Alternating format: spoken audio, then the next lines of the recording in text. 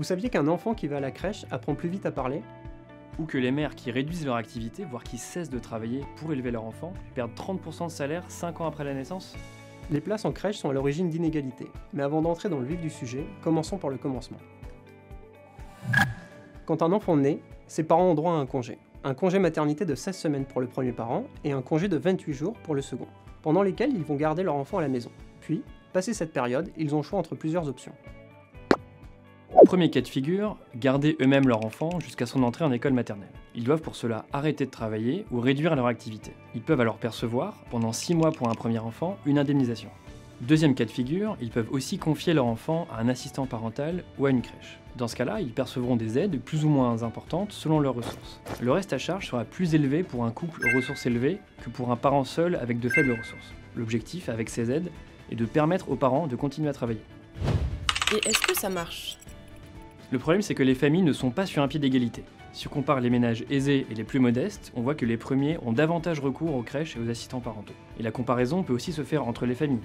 Ce recours sera plus important pour les couples où les deux parents travaillent que parmi les familles monoparentales, pourtant davantage ciblées par les aides.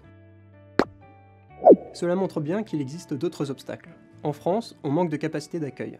Pour 100 enfants, il y a 60 places d'accueil auprès de professionnels de la petite enfance. Et cette offre est nettement plus faible dans les endroits où le niveau de vie est le plus bas. Pourtant, la crèche peut être bénéfique pour les enfants. Ce qu'on sait, c'est que la crèche a des conséquences positives sur le développement. Les enfants de 2 ans qui fréquentent une crèche maîtrisent en moyenne 80 mots, soit 12 de plus que ceux qui sont gardés par leurs parents. Et cela va même plus loin. Les enfants placés en crèche obtiennent de meilleurs résultats à l'école, ont moins de difficultés relationnelles. Et ces effets positifs sont d'autant plus marqués pour les jeunes de milieux modestes. Il y a aussi des conséquences pour les parents et particulièrement pour les mères.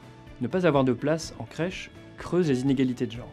En effet, garder son enfant, faute de solution d'accueil, peut freiner une carrière. Et les mères qui réduisent leur activité, voire qui cessent de travailler pour élever leur enfant, perdent 30% de salaire 5 ans après la naissance, contrairement aux pères.